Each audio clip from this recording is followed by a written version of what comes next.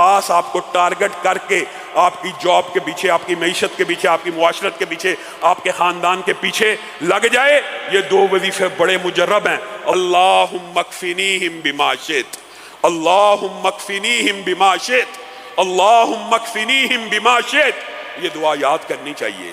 اللہم انا نجعلک فی نحورہم ونعوذ بک من شرورہم، یہ بھی آپ یاد کریں۔ اور اللہم اکفنیہم بما شئت، اللہ تعالیٰ مجھے اس کے شر سے دور کر دے جیسے تو چاہے۔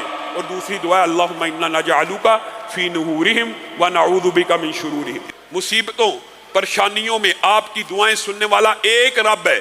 جب بندہ مشکل میں پھنس جائے، ایمان ہو، توکل ہو، یقین ہو، ہونا یقین چاہیے۔ یہ کیسی دعا ہے؟ اللہ تعالیٰ تیری مرضی، یا یہ کر دے یا وہ کر دے یا یہ آپشن۔